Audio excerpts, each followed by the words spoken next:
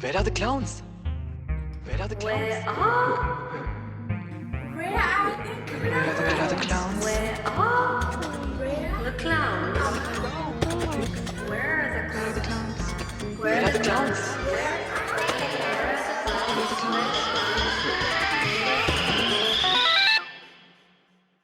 Hello and welcome to Where Are the Clowns? I'm Manish, and in today's search for clowns who are wearing the red nose in places where clowning is not so popular, we've come across the wonderful Sukhmani Kohli from Udaipur, India. Sukhmani has been a theatre and clown practitioner for over 20 years. Her work as a clown performer, director, and facilitator is centered around creating experiences for people of all ages that sparks play and joy, enabling them to be real and authentic and have deep transformative connections. Having shared her clowning gifts nationally and internationally, she has directed several clown and theatre productions which have been performed across the country. She uses non serious, playful practices to explore serious themes like identity, grief, and conflict. She has worked as a facilitator for over 15 years, working with activists, professionals, children, educators, and creators, organizations, and communities. The core of her work is to assist others in releasing shame and practice self acceptance. She believes that playful practices are powerful entry points for moving through conflict and connecting with your own sense of magic, moving from scarceness to abundance.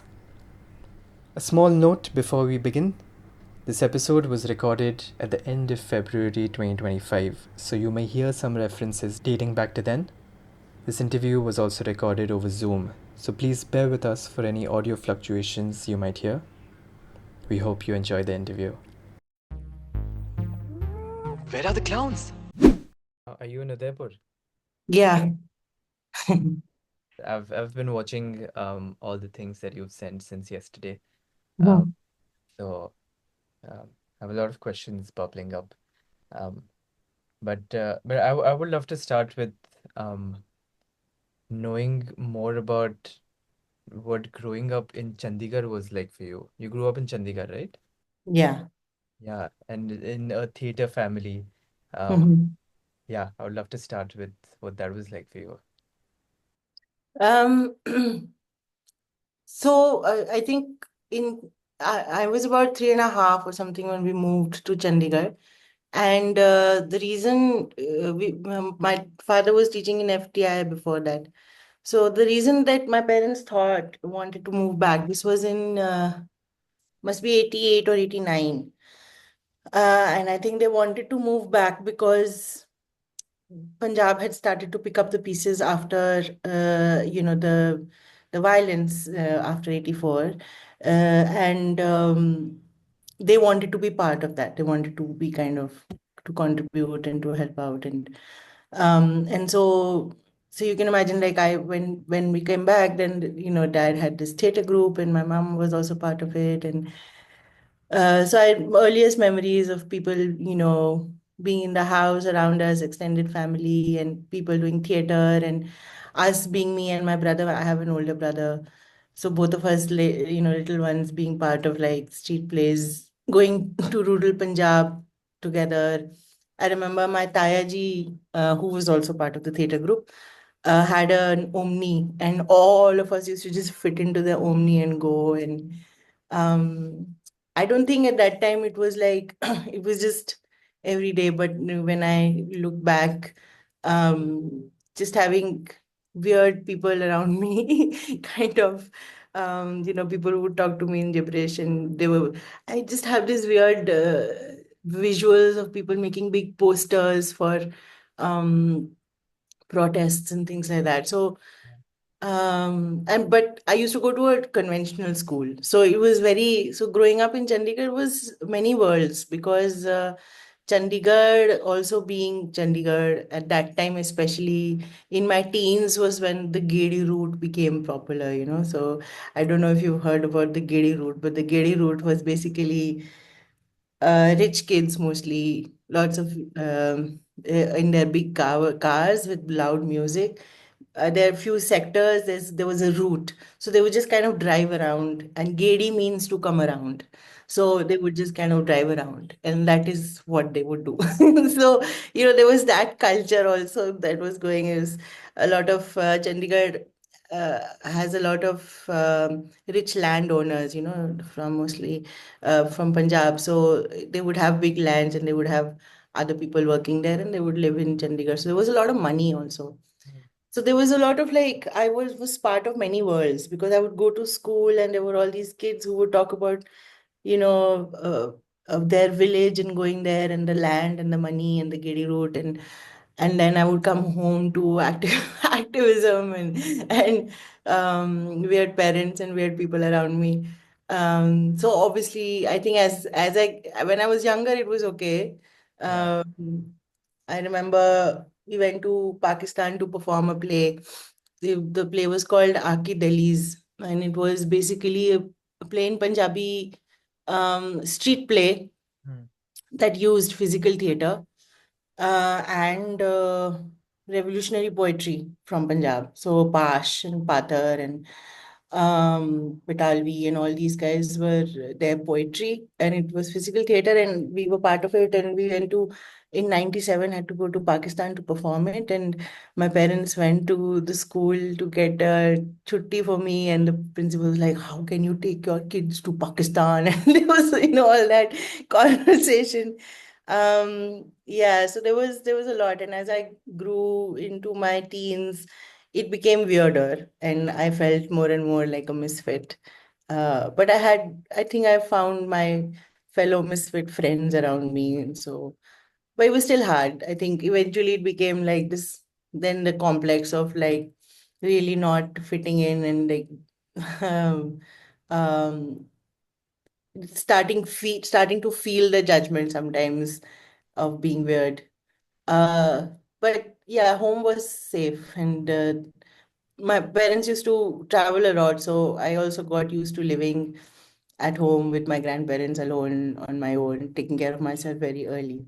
Um, so yeah, so I think that is what led me to start the cafe when I was about 23 because I was like, I need to find other my tribe here. I need to find other weird young people. Yeah, so I think yeah, Chandigarh was interesting because and also it was not just my Tayaji, it was my Masis and my cousins and so the whole family was part of the theater group. So also growing up with that, with like the larger family also being part of something like this and lots of singing and lots of traveling and there was a lot of love also at home. Um, How old were you when you went to Pakistan? 97, so I must have been 12. Oh wow. And it wasn't so difficult to go there and put up a performance there back then. No, we had it was a big group. There was a theater festival there that invited us. At that time, it was easier to go across. We did go in that Samjhota Express hoti thi. I don't know if it's still there. There was a train that used to go from here to Atari, Wagah to Atari, Okay. and it was very slow and it was very bad and there was no lights and dirty and people were all over the place. But we were all together. We were like about I don't know, must have been 15, 20 people. Mm-hmm. So it was a big group. We had fun. It was really nice to be in Lahore. And also my both sides of my family came from there during partition. So Yeah. there was that tug also, which I felt when I was 12, actually. Yeah. I felt like, oh, okay, this feels like my soil. Mm. And how did you exactly find yourself not fitting in as you grew up? Like what was the weirdness that you speak of? Uh, Interesting question. I've never thought of that. Because it was like this overall experience of I think the way I looked. I was, also in growing up in Punjab with the dark, dusky skin color. I was always asked if I was South Indian. And I was also there was another Sukhmani in school who was fair, thin, and lovely, and basketball player. I was not. I was the opposite of that. So I think this felt. I think in teenage, वही वाला ना कि just not fitting in physically also, Yeah. and also, I would say random things, and uh, I was socially awkward, I think. Mm. Mostly quiet.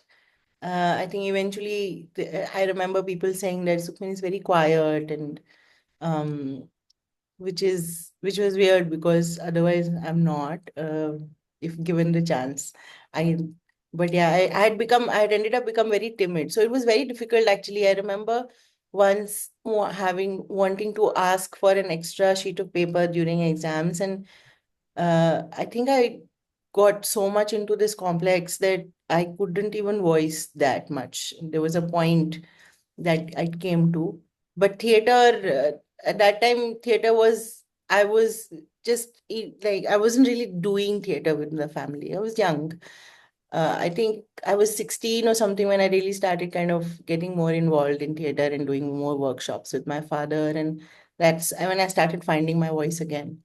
But before that, yeah, I think I was just socially awkward, and physically I felt like, uh, and just this general feeling of feeling invisible, of not being noticed or seen. Yeah. And I think that's a very good segue to ask you just how did you come across clown then? I was joking the other day. My mother used to tell me कि छोड़ school क्यों जाना है, workshop हो रही है, workshop में जा. And I would say कि नहीं, मेरे को workshop, because there was a point where my father became the chairman of Chandigarh Sangeet Natak Academy, which meant that he had some resources to. He used that opportunity to invite a lot of artists from outside to Chandigarh to come and do a lot of workshops to Mhm. just kind of build, the theater capacity in Chandigarh. Not just theater, but I remember being part of puppet workshops with Dadi, Padamji, and Anurupa, and um, Andrew from Australia. And so, in the same way, there was this Portuguese clown, Anna, who was visiting who was my mother at that time had a resource center for alternative education, like theater in education. So she was visiting and working a little bit with my mom, and so she's like, oh, I am a clown and I teach clowning. So then there was this big workshop which was, I think, about in 40 days long workshop that we were all part of. I must have been 20 or 21. Mm. um, and it didn't really kind of, it was just some another workshop that I did. You know, कि school नहीं, तब तक तो school भी खत्म हो गया था. But just, out of the many workshops that my parents made me do, that I was like, I want to be a normal kid. I don't want to go to a workshop. But now I realize, of course, how amazing that was. Um, तो वो उस time पे इतना हुआ नहीं, पर it did definitely spark something in me, because I was like, okay, I'm allowed to be me, and I'm allowed to be, we just kind of not have to try to fit in. And then after that, I had all actually before that, I had already decided not to go to a conventional college, and I had spent some time in Kodaikanal on an organic farm, just kind of making a lot of art. I used to paint a lot, and after I did the clown workshop, I started traveling around the country a lot on my own. And one of the things that I used to do was that I used to get in touch with organizations and places that I wanted to visit, and say that I can offer a workshop in exchange for you to kind of keep me for a few days and feed me. So basically, that's what I used to do. I started teaching theater and clowning like that. And that's when I started getting more and more into it. And I think in 2011, my father invited me back to Chandigarh to kind of work with his theater group, Okay. because he saw me kind of really exploring this. And um, a lot had happened. I had started the cafe in between, and a lot of things. बहुत I usually say बहुत पापड़ बेले है बहुत because of not going to college I had a lot of time to and I was really an explorative person, so I used to do a lot. I used to make jewelry and started this cafe, and then I moved after starting the cafe I moved to Bangalore and worked with Mara, this organization in community media, and so I was making films. And but then in 2011 I came back to Chandigarh and I started working with this group.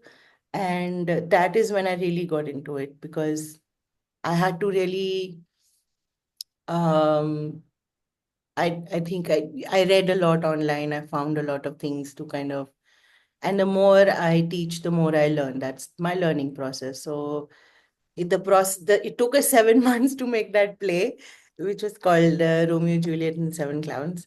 And it started with something and it became something. But that experience was really something that grounded me into, like, really anchored me in clowning. And I realized that, oh, this is fun. So that I think that is when I really started. Yeah, the first experience was way before that, but that's it. 2011 onwards is when I really got into it and kind of self-taught myself through all of it. Yeah. Did you and that was how many years after the workshop?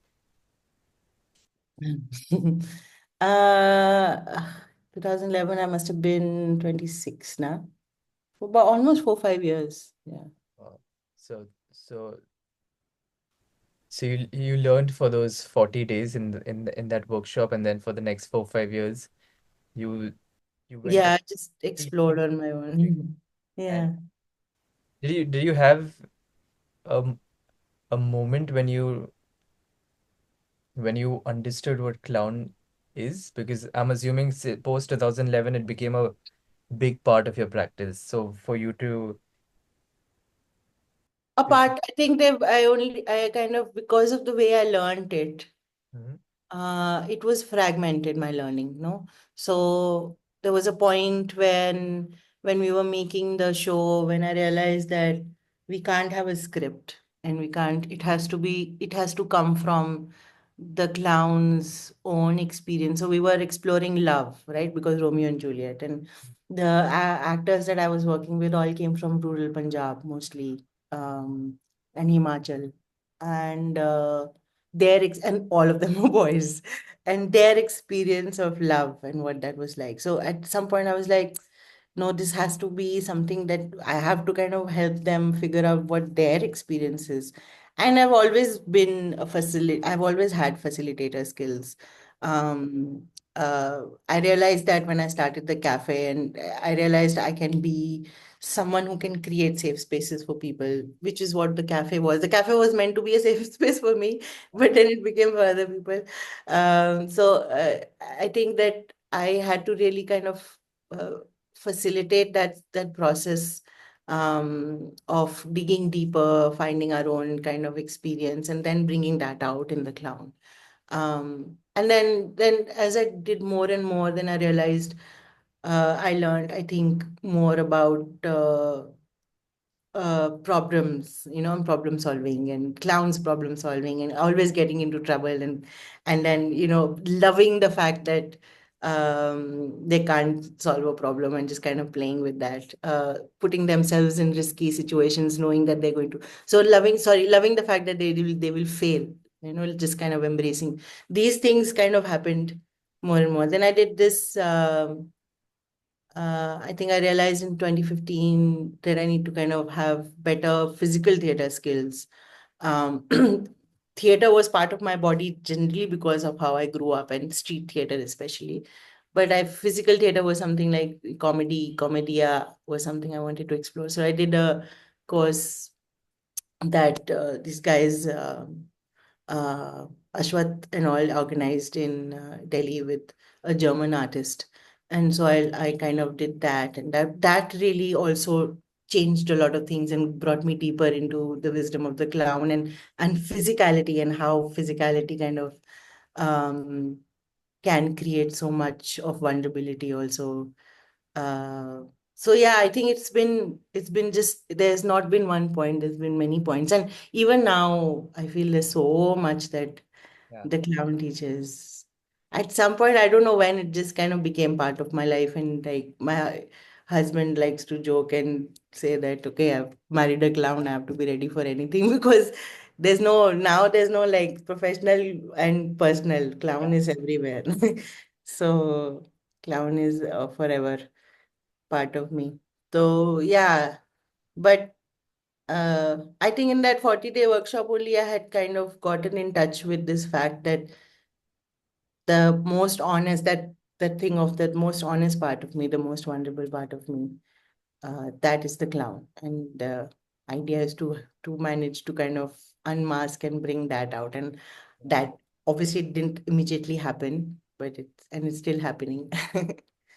Yeah. So is that what clowning is for you? Is to sort of tap into the most honest part of yourself and perform that? Is that how you describe it when you are trying to Yeah.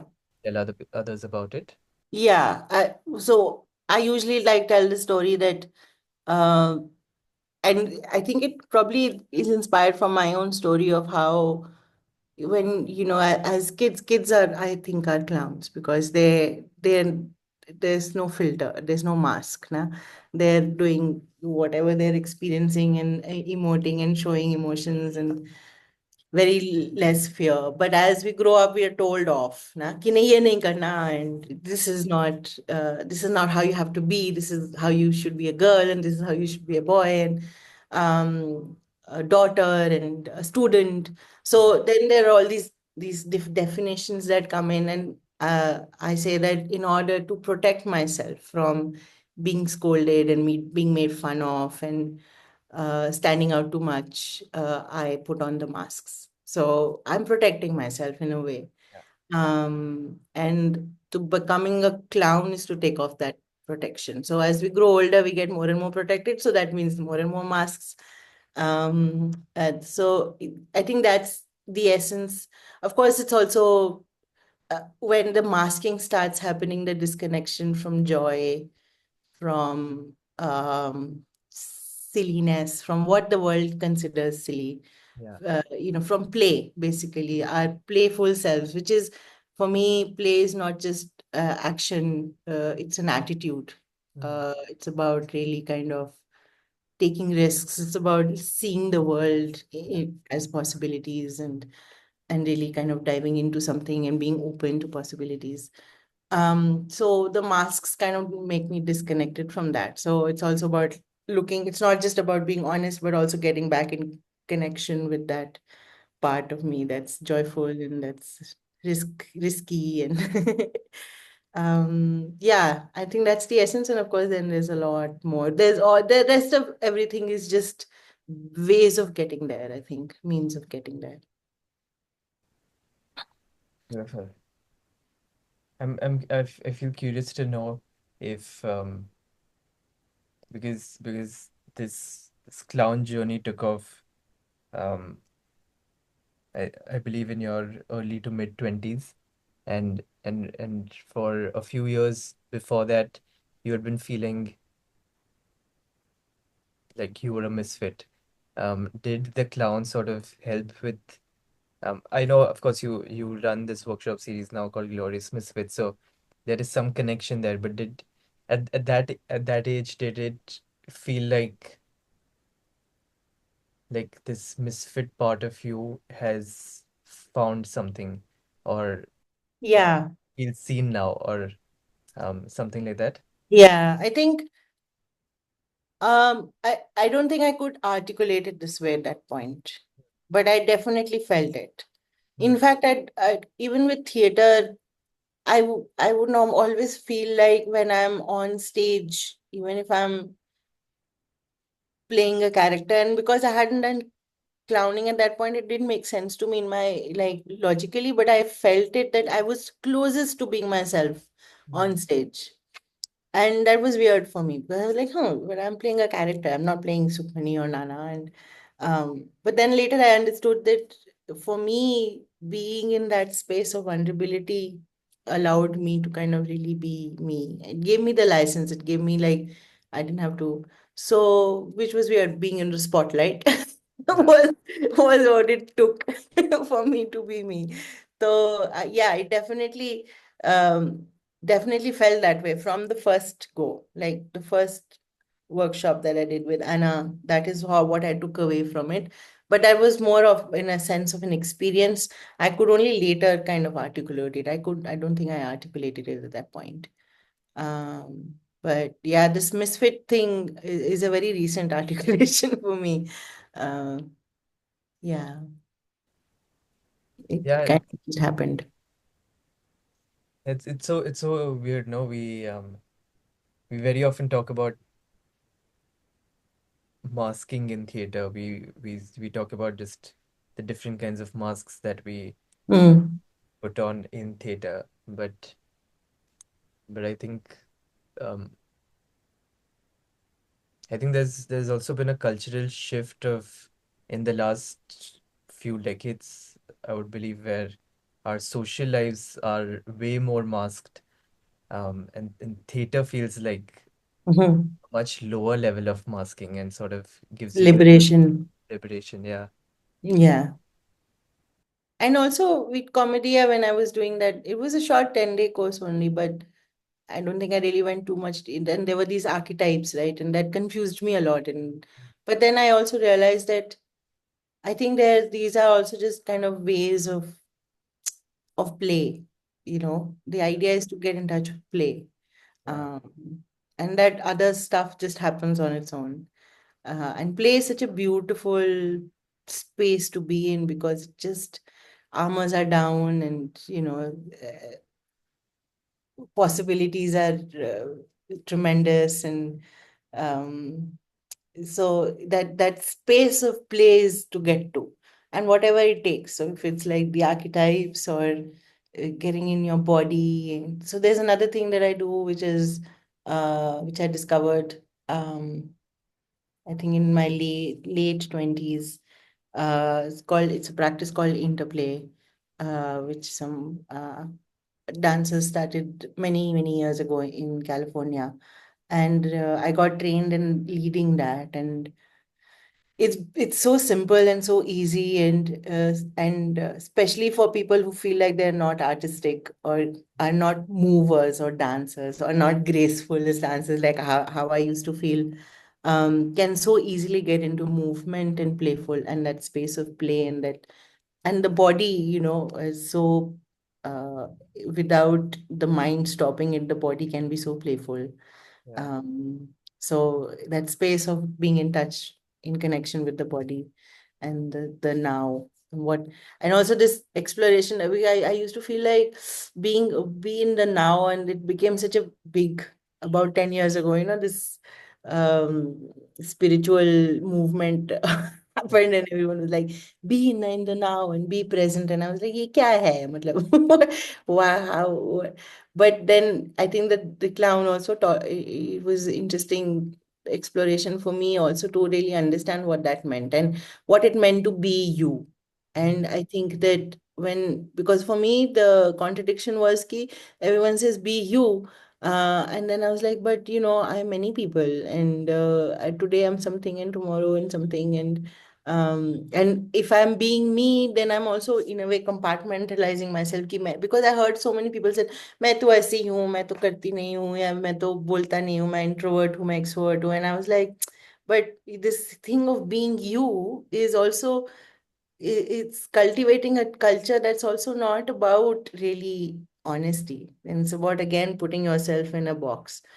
And then I realized it's about being you in the moment. So what is this moment making you feel and be, and what's happening for you, and just kind of showing that and expressing that, and in a way kind of telling that story is what it means. And I might change, and letting that possibility be, uh, not to put myself in that mold. So yeah, it's very especially in personal relationships, then that kind of Yeah. helps, knowing that. Yeah. It's very often just difficult to find what it is that we feel now. We very often just understand it in hindsight. I remember one of the clown practices that I've learned, or like something we used to do in one of the workshops I've done, was we would show up every morning, and stand in a circle and pick up a natural object that would be kept in front of us, and just with the help of that object, just sink into what we're feeling at that time and share it with the circle. Um, Yeah. Truth and mandala, yeah, we call it. Yeah. yeah, and I would see like very often I would and everyone else also would just go into like what this morning has been like, or just what last night was like, which is why I'm feeling like it. And very often the facilitator would have to like um get us back and be like, it's great that all of that is happening with you. But what is it right now? How are you feeling right now? Um, Yeah. What's and the that would, core? yeah, Yeah. that would be very, very confusing. This Yeah, I think it's even in that, like, what am I feeling right now? Sometimes I think that it's not a question to be answered. It's just, and I think it's just like the body knows, so letting the body express Yeah. in whatever way. Sometimes that's why I think words are very limiting, because when I get into words and I go into stories. But that's why I love clowning, the physical aspect of clowning, because it's just, if you ask me to tell a joke, I can never tell a good joke. Like, I'll ruin it. I'm, so I like to say I'm a physical comic because I let my body do it. Yeah. And this thing about play, was it present because you grew up around theater? Do you think it was present in the same way that you found after clowning? Um, Theater and your father's theater group and all of that. yeah, I think even though it was activist theater, most of it was um, I think it was in hindsight when I look at it, mm,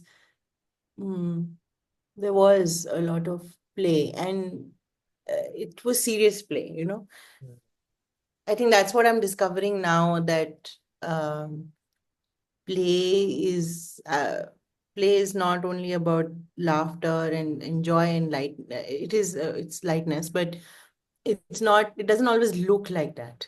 I think it were just this thing of my parents as activists and artists figuring out family life, now that I think of it, and bringing up kids and also making art and also being activists, and just that how they did it, there was a lot of play in it together. mm, My father was a very playful being. Like he would talk in gibberish to me a lot and to my brother, and he used to play random games with us that he used to play along. He would say, ki he had this game that he would play with us. Say, ki, okay, who can guess who's on my mind?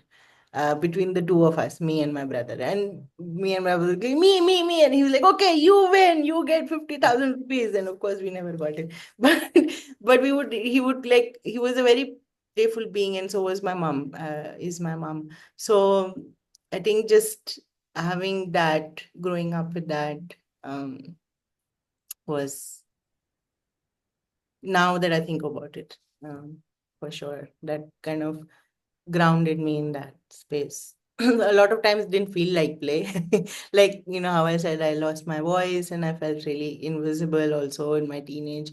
I think school was horrible. There was no play in school. yeah. School, um, of course, I met some amazing friends there, and kind of created, kids tend to do that. They create their own sense of play even in very oppressive situations. That's the superpower that kids have, I think. I loved playing sports, and I did a lot of that also. But generally, as a culture, it was oppressive, the school. Mm. So I usually tell kids to run away from school. Is that one of the reasons why you didn't go to college? Yeah, I think that I was uh, very interested to go to a fine arts college because I wanted to do fine arts and not theater because I was like, वो family business है वो मुझे नहीं करना है I will do this. But I did this crash course in Delhi in order to get into these colleges because you had to take an entrance exam. And I'd already failed the NID one. So I was like, okay, I need to do something. So I went to Delhi and I lived in Delhi with my cousins. It was a magical time because I stayed with older cousins and it was like really nice, their bachelor life I experienced. But these classes that I was taking were really bad. Like this guy used to make us copy other people's art and like do a lot of still life, which was good in a way. I learned shading. But otherwise, I was very bored, and I was like, "This is how they're going to teach me art, and I don't want to. It's art is too personal for me." And I'm actually amazed at how this wisdom was there for me at that point. And I remember saying this. I said, "This is not how I want to make art." So I was like, "क्या करूं?" So then someone told me about this place in Kodaikanal, and it's called Sholai School, and I was like, this is amazing because it was self-directed. I decided what I wanted to learn, and it was, yeah, I just spent 2 years there, spending time with an artist who lived in Kodaikanal. I used to go to his garden, and it was this beautiful garden, tropical. He used to just let it grow, and there were orchids and fairies, maybe, I'm sure. And I used to just sit there and do watercolors and draw and paint, and then come back to the campus. And the campus was on the hill side. There was a stream running through it, and it was forested. And so those 2 years was when I actually found my voice also, in terms of like, I think before that, because I had such powerful, strong-headed parents, uh, it was hard for me to really know who I was, like what did I kind of, how I experienced the world. I experienced the world through them. Um, so when I spent those 2 years in Kodai, and they these terms never there was no one really knew what gap year was at that point, um, or what self-directed learning was at that time. So I think we were just kind of, me and my cousin, both of us went, and both of us really kind of made it happen. And we had adults helping us there a little bit. We had one teacher who just would sit and read poetry with us next to this to the river, and it was really idyllic actually. And I think that experience really gave me a sense of who I was and what I wanted to. So I was actually doing a degree, correspondence degree course while I was there, because everyone was like, degree तो चाहिए, तो degree तुम college ना जाओ पर degree के बिना क्या करोगी and all that. So वो इतना बुरा था वो course कि I was doing a general BA course from Chandigarh, the Punjab University Chandigarh correspondence course, और उनका अंग्रेजी इतना बुरा था that I felt like correcting it and sending it back. English का स्टडी मटेरियल का इंग्लिश बैड था, तो वो मैं कर रही थी, पर after 2 years of being there I was like, मेरे को तो ये भी नहीं करना है. सो थर्ड ईयर एग्जाम्स नहीं दिए मैंने. पहले दो के दिए, but when the third year the final year exams came, I didn't go. So I dropped my degree also. At that time, it was just red-blooded youth. I had to convince a lot of adults around me. My father was like, "Tere ko, you won't get a visa to go abroad." I was like, "Dad, is that the only reason?" But of course, there were more reasons. It was unheard of that someone with the kind of privileged background that I come from, with my mother being LLB and my father NSD, and all these big things, that I'm saying I don't want a degree. BA ही नहीं चाहिए. तो थोड़ा सा convincing लगा, पर हो गया. I don't know what I was talking about. I've just kind of got here. It's great to listen. It's great to listen. Even I forgot what I asked. But uh, but yeah.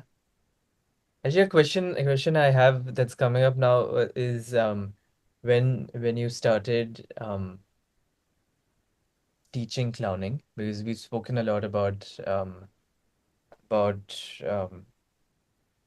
this thing with play and finding your honest version and unmasking and all of those things, which at least in my experience in India and yeah, the places in India that you've mentioned, I think I've never been to any of those places.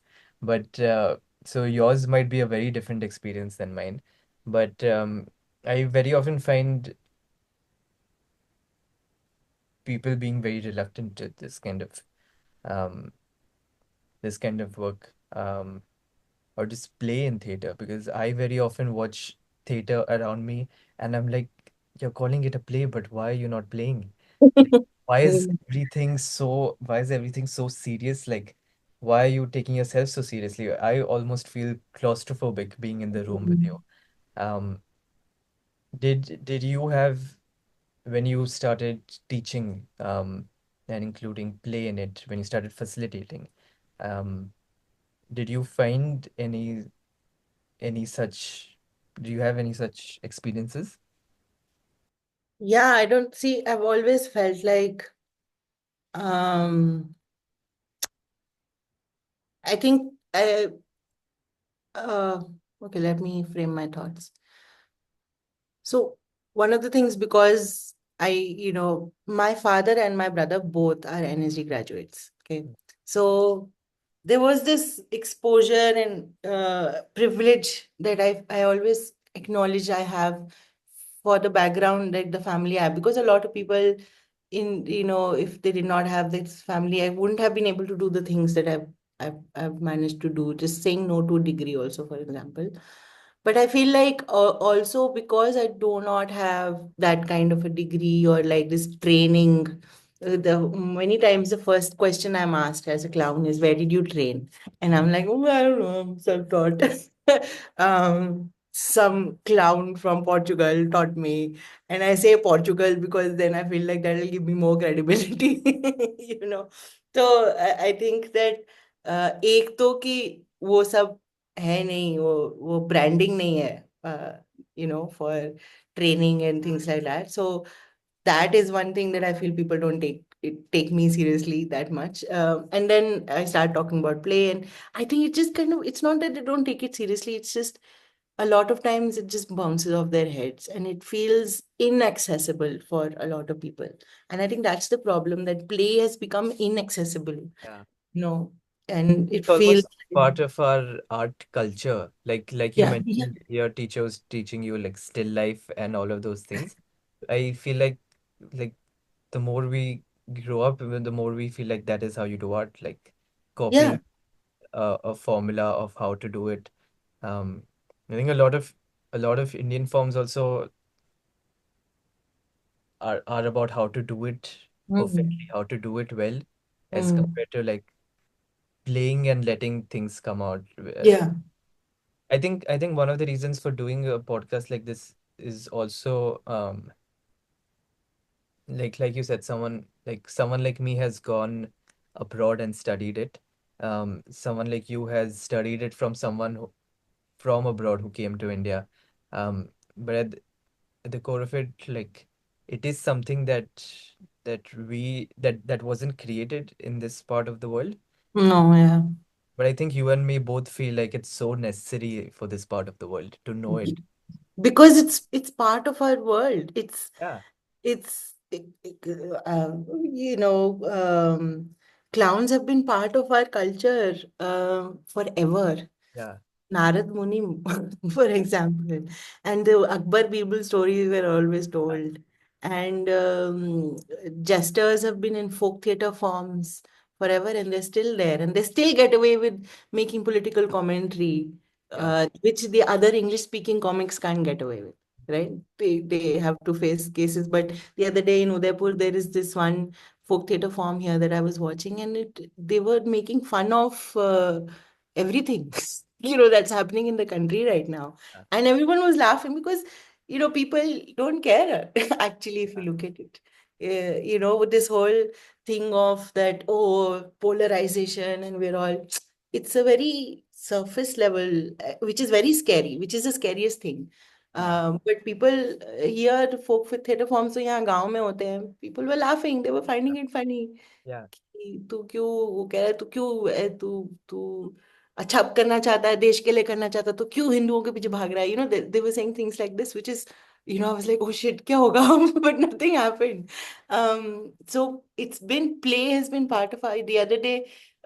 Yesterday I was talking to a Brazilian girl and I was saying that uh, you know even in grief, we had Rudalis who would come, Yeah. and there was dance and movement and singing that was part of our rituals all the time of all kinds of rituals. So play has been it's indigenous to us. It's our birthright, Yeah. and colonizing, I think, at some point took it away, and then religion and I'm Yeah. trying not to be Familiar. political, but It's okay. Brahmanization, I think, and this is not just Hindu, any religion. Even I Yeah. come from a Sikh family, and I see it even there. Um, and this is the classic story of the clowns getting thrown out of the English court, no?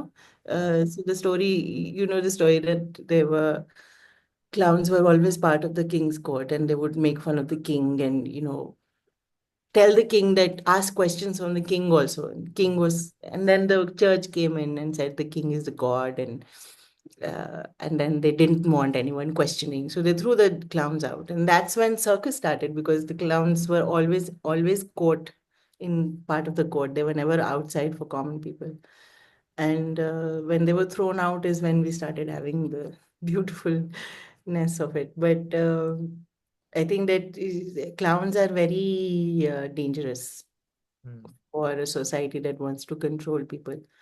And that's why we have started to forget that play is such a big part of our culture in India, especially the subcontinent. Um, and we have to learn it from these other ways. The other day, I met a clown and he said, "Oh, so you still wear a clown nose? You still doing that here?" I was like, "Guys, where you don't know where we are." But yes, we still wear a clown nose sometimes. But now I think more and more people are understanding that. When we started doing this work as facilitation, when I started Purple Mangoes in 2012, um, people didn't understand even who a facilitator was. If facilitation was not a job Mm. at that time. So they were like, अच्छा तुम करते क्या हो? तो हम facilitator. अच्छा नहीं पर करते क्या हो? So we started the company actually in a sense to start a job give ourselves a job to kind of give ourselves this thing that we are facilitators.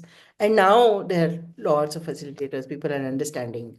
People are calling themselves facilitators. Uh, so even similarly, like with clowning at that time, people didn't really understand it. But now I'm starting to hear a lot of people. I think Joker and clown. So you I've been experimenting with the words I use when I tell people what I do, and Yeah. because when the moment I say clown or joker, then वो circus वाला idea आ जाता है. So so there are different ways of talking to people and telling them what it is. And but yeah, I think the one thing that right now I feel like I try like to make my life difficult. But now my latest thing is about playful facilitation on things like identity and gender and grief. So things that feel very heavy, Yeah. uh, using play to work with that. And now, so these people are not understanding it. So I guess we're always ahead of our times them in some ways. तो ठीक है इसी तरह से I've always felt like clowns and facilitators are pivotal people who have always been part of pivotal things that happened in the history of the world. Mm. They've always been there to witness it or to facilitate it. So uh, we have, yeah, uh, there's a lot to when I present people in my workshops with a clown nose, I make sure they understand the heaviness of what they are and also the lightness of it. Yeah. Yeah. I love this thing that you said you present people with a clown nose because yeah, it every time I've received a clown nose from a facilitator, it feels like a big thing. Even though Yeah. the noses are like these cheap plastic China made Yeah. made noses, Chani but Chowk. yeah, but they feel like I'm about to like take a big step. Like they come with a power to like I can create waves, I can create ripples. Um Yeah. yeah. And imagine a clown nose. If in the world we live in, it's a I don't know what to call it, but like almost like a paradox that a clown nose feels so enabling and feels so powerful. Yeah. And it has to be a ritual. I always make sure it's done in a way that it has to be a ritual because it has to feel sacred. Yeah. Yeah. Well, thank you so much. I think I've yeah, I think we've also almost reached time. And and I think this is a wonderful place to leave it off because I think it's a very inspiring note that you're leaving this on. Um, Yeah. yeah. Yeah. Master plan is to make the whole world turn into clowns. It's good. The places where you have been facilitating all these years, Chandigarh and Udaipur, I believe now, do you see a change in these places and the way they, yeah, Sure, yeah. I think Chandigarh definitely. I've facilitated everywhere actually. It's all over the country. okay. And it's harder in smaller two-tier kind of cities to like Udaipur. I've been living here for 7 years, and it's still hard to get it across to people. Like the Glorious Misfits I did last year in Udaipur, I only had two local people join. Everyone else was from outside the city. So it's definitely more difficult, different language. I think sometimes I feel like our language is very Western also, na? Mm, So for because Udaipur is fairly conservative kind of a city. And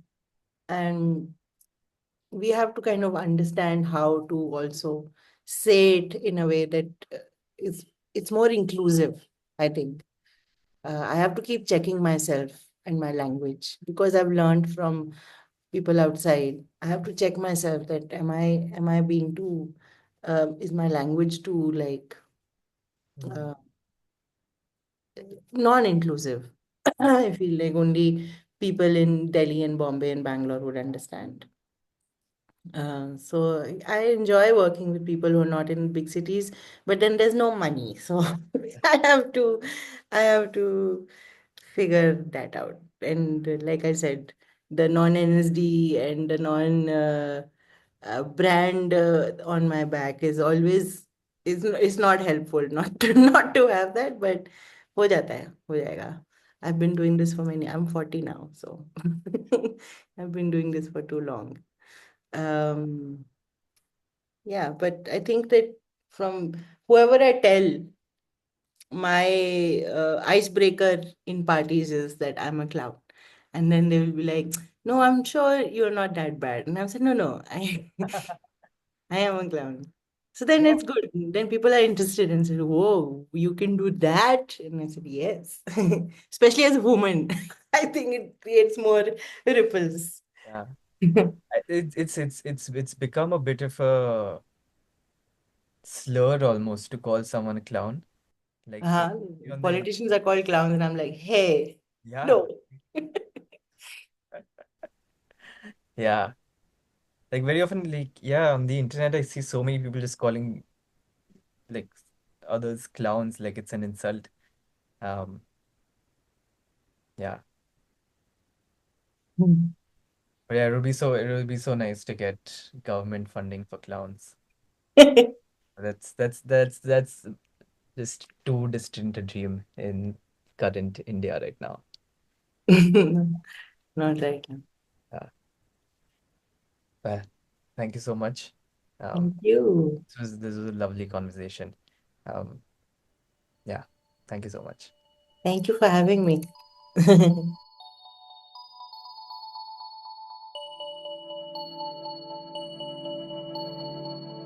Thank you for listening to this episode.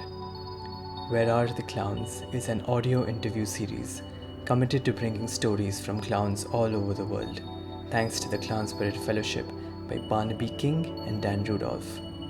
The music for the series is created by Hanna Flitty O'Dolan, also known as Mashana, and I'm Manish, your host for the interview. See you in the next episode.